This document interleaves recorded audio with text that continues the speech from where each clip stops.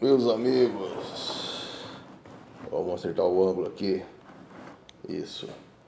Direto do estúdio 1 da TV Propulsora. Estúdio 1 não, estúdio único. Estúdio único. Então o que acontece? Mais um perspicaz, Ricardo Cunha. Olha, hoje nós vamos falar sobre manobras políticas. O que eu aprendi na minha trajetória, estudando, pesquisando sobre manobras políticas, como que funcionam as manobras políticas. A gente está vendo aí hoje, todo mundo falando de política, mas pouca gente para pensar sobre a prática de como que funciona as manobras políticas. Bom, a manobra política é o seguinte: desde que mundo é mundo, o ser humano está querendo dominar o outro, né? Seja pela força, seja pelas ideias. E a malandragem política vem daí, cara. E eu vou te dar algumas dicas de como que eles fazem, por exemplo.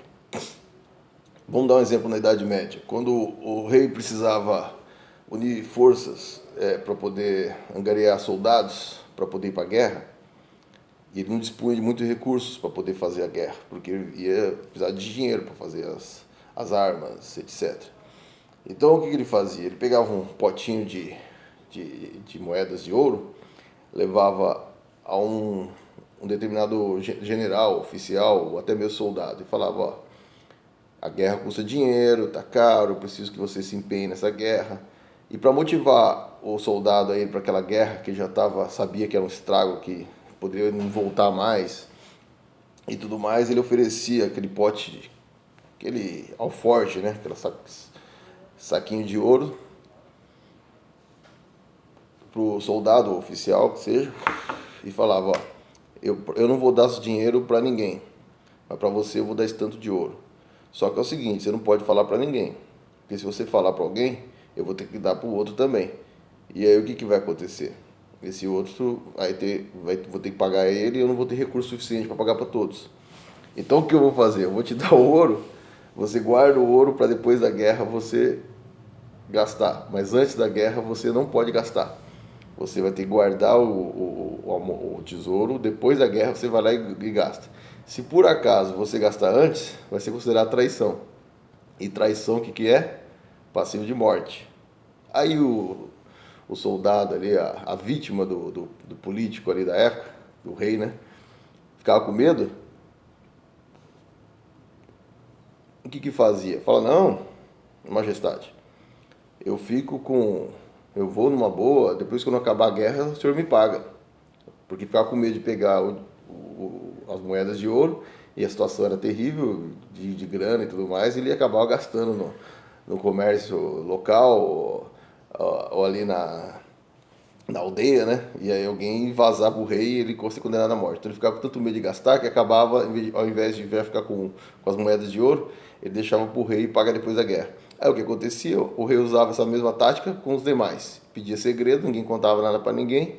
O cidadão ali, o soldado, achava que estava com uma moral com a majestade e ia na conversa da majestade. Isso era uma manipulação que eles já faziam e que foi aperfeiçoada com o tempo, né? E aí o que acontecia? Com esse mesmo alforje de moedas de ouro, o rei dominava um exército inteiro. Fazia essa tática e ficava barata a guerra. Aí depois da guerra, alguns morriam, daí não ia receber mais nada, porque ele não ia pagar a família. A família vivia depois de solidariedade dos demais, da igreja ou de quem quer que seja. E outra coisa, alguns voltavam aleijado, tudo ferrado, o rei não dava nada, ia virar mendigo, ia ficar tudo ferrado lá. Ou não pagava mesmo, você ia brigar com o rei. O rei falou: não prometi nada, é sua palavra contra a do rei, ponto, acabou. Então você estava ferrado. Essa é uma tática de manipulação mais antigas que já tinha para fazer o seu exército de imbecis, né? Vamos dizer assim, né? Porque o mal desses caras é que tem sempre um exército de imbecis por trás. É o caso que a gente está vendo aí desse presidente insano aí que a gente está no Brasil, né? Um bando de imbecis achando que o cara defende os interesses dele. Não defende nada. O cara dá bilhões para os bancos e o povo vai chupando dele. Então, outra tática do legislativo, isso já mais atual, que eu já conheci um deputado que ele fazia isso, era o seguinte: ele precisava aprovar um projeto. E esse projeto ele não tinha muita aceitação junto ao grupo dos pares dele, né? Então o que ele fazia? Ele mandava um projeto de lei para ser recusado. Por exemplo, um projeto qualquer aí que ia ser recusado. Aí depois ele mandava um outro projeto também para ser recusado, mas de propósito. Porque ele sabia que todos os projetos que ele mandava lá eram recusados, porque simplesmente os caras não iam aprovar nada do que ele mandava. Mas ele precisava aprovar pelo menos um projeto. Então ele mandava um projeto, era recusado. E era um projeto que ele não se importaria de ser recusado. O segundo projeto de lei também era recusado. O terceiro projeto também recusado. No quarto projeto, aí sim, ele levava o projeto daquele que ele queria aprovar inicialmente. E aí o que ele fez? Ele ia lá e falava no plenário: olha, não tem nenhum projeto meu aprovado, eu vou levar para a opinião pública, e falava isso nos bastidores também, que está sendo uma perseguição muito grande, então o que eu vou fazer? Eu vou falar para a opinião pública que vocês não aprovam nada, e que eu estou aqui apenas de enfeite, que não está funcionando nada, então, como nenhum projeto meu aprova, eu vou para a opinião pública. Nisso, o pessoal ponderava, falar: pô, vamos aprovar um projetinho dele aí, só para não ficar chato, né? A argumentação dele perdeu o efeito. Aí ele ia lá e colocava o projeto de lei que dava, aprovar.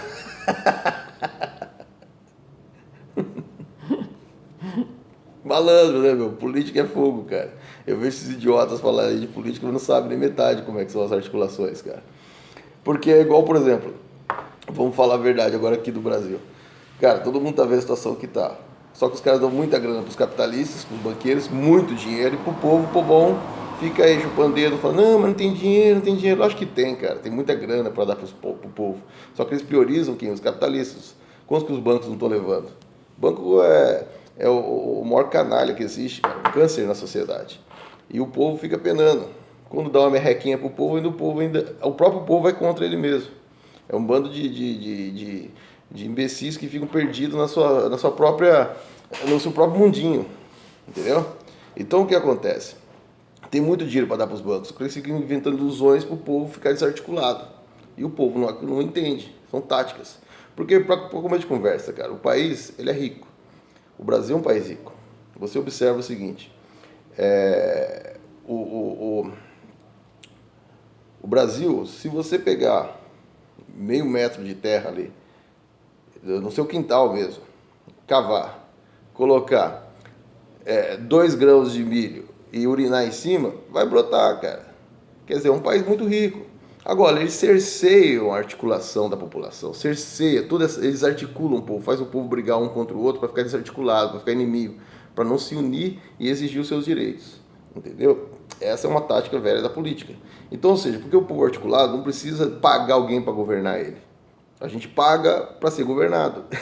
Entendeu como é que é a lógica do bagulho? O negócio é louco.